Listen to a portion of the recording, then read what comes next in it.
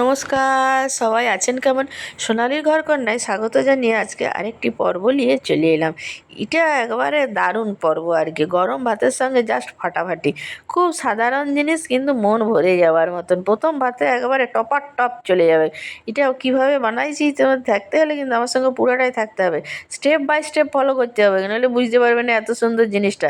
একটা জিনিস দেখে যদি ঝাক্কাস করে পালাই যায় তাহলে কিন্তু বুঝতে পারবে না।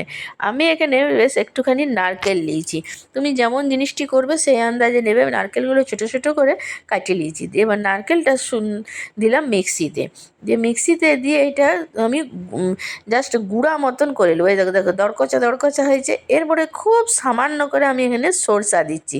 সরষাটা এই জন্যে, যেহেতু নারকেলের জিনিস সেই জন্যে আমি এখানে সরষাটা দিলাম যাতে স্বাদটা ভালো হয়। আর এখানে আমি দিচ্ছি 2 চামচের মতন সাদা তিল। হ্যাঁ, সাদা তিল যদি না দিতে চাও নাও দিতে পারো, কিন্তু দিলে স্বাদটা ভালো হবে। এইটাও আমি শুকনো গুঁড়া করে নিলাম, দেখেই বুঝতে পারছি কীরকম গুঁড়া হয়েছে। নারকেলটা আরও তোমার হয়ে গেছে। এরপরে আমি এখানে দিচ্ছি মোটামুটি ওই 4.5 চামচের মতন পোস্ত। তোমাদের আমি বলে রাখি, তুমি নিজের প্রয়োজন অনুযায়ী দিবে, আমার যেরকম প্রয়োজন হয়েছে তুমি সেরকম দেবে। তো এটা একটু বেশি করে করলে ভাত একবার অর্ধেক ভাত এটা দিয়ে সাবার হয়ে যাবে। হ্যাঁ, এরপরে আমি এখানে দিলাম অল্প করে নুন, যেমন তুমি পছন্দ করবে। একটি দিলাম কাঁচা লঙ্কা, একটি শুকনো লঙ্কা। নুন ঝাল নিজের আন্দাজ মতন দিবে, যেরকম নিজে পছন্দ করো। এবার পোস্তটা দিয়েও আমি প্রথমে শুকনা গুঁড়া করে নিলাম। নিয়মিত যদি তুমি শুকনা গুঁড়া করে নাও তাহলে তোমার পোস্তটা সুন্দর কিন্তু বাটা হবে। এরপরে আমি এটি মিক্সির মধ্যে দিয়ে অল্প করে জল দিয়ে এরপরে এটিকে আমি ভালো করে বেটে নেব। হ্যাঁ, এক্ষেত্রে বলে রাখি এটা কিন্তু একদম সে গুঁড়া করে নিও না, বেশ একটু খচখচা থাকবে সেই রকম করে কিন্তু করবে। তোমাদের এগুলো যদি ভালো লাগে তাহলে কী করবে, একটা লাইক করবে, আর একটা কমেন্ট করবে, তোমার মূল্যবান মতামতিতে আমাকে এগিয়ে নিয়ে যেতে সাহায্য করবে। এই দেখো, দেখে বুঝতে পারছো যে কীরকম বাটাটি হয়েছে। এবার আরেকটু জল দিয়ে আমি আরেকবার এটি খুব সুন্দর করে বেটে নেব।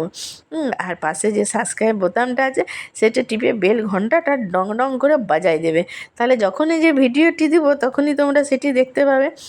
তো এইটিকে আমি আরেকবারে ভালো করে পেশাইটা করে নিচ্ছি, কিন্তু তাও তোমার পেশাইটা কিন্তু আমি আবারও বলে রাখি, পেশাইটা কিন্তু একবারে সে মিহি করে বেটে নিও না, একটু দেখো একটু যেমন খচা খচা থাকবে সেই রকমটি করবে, তাহলে এটি কিন্তু সুন্দর খেতে হবে।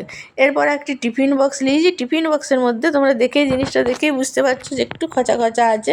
এরপর আমি এটি একবারে এর মধ্যে সুন্দর করে ঢেলে নিলাম, দিয়ে এরপর মিক্সিটা ধুয়ে অল্প একটুখানি জল, খুব বেশি জল দিও না, অনেক জল হয়ে গেলে তখন সময় লাগবে। আর যেটি না দিলে চলবে না সেটা হচ্ছে বেশ খানিকটা সর্ষের তেল। সর্ষের তেলের ঝাঁঝটাতেই তো এটা একবারে প্রথম ভাতের জন্য দারুণ। যখন গন্ধটা ছাড়বে ওর গন্ধটা মোহ মোহ হয়ে উঠবে। এরপরে এখানে আমি দিব 2টি কাঁচা লঙ্কা। হ্যাঁ, আমি একটি সবুজ দিলাম, একটি লাল দিলাম, দেখতে সুন্দরের জন্য তুমি যেমন খুশি দিতে পারো।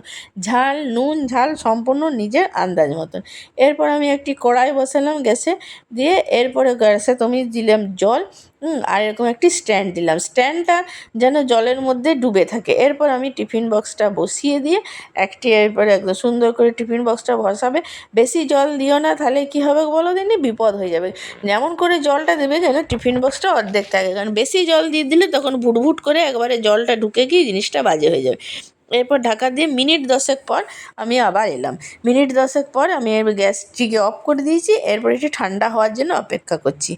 আমার খুব সুন্দর ঠান্ডা হয়ে গেছে। এরপর জিনিসটি তোমার এই দেখো কেমন সিরিকিটি হয়েছে, দেখো একদম চেপে বসে গেছে।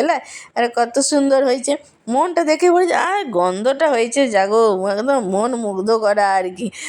আর এরকম সর্দির মুখে দারুণ একটা খাবার, আর প্রথম ভাতের জন্য তো দারুণ। এই দেখো তোমাদেরকে আমি তুলে দেখাই দিচ্ছি চামচে করে কত সুন্দর জিনিসটা হয়েছে। বললাম তো, যখন তোমার যাকে দিবে সেই বলবে দারুণ খাবারটা আর কি। হ্যাঁ, এরপর আরেকটুখানি সর্ষা দেবে, সর্ষার তেলে ঝাঁঝটা উঠবে, তবেই না এটা মন ভরিবে আর কি। তো সেই জন্য এক্ষেত্রে একটু সর্ষার তেলটা বেশিই যায়।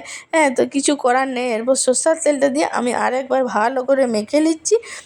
দিয়ে এরপরে এই যে কাঁচা লঙ্কা আর পাকা লঙ্কাটা রইলো, এরপরে তুমি যখন ভাতের সাথে খাবে তখন এইটি একবারে ভাতের সাথে ডলে খেয়ে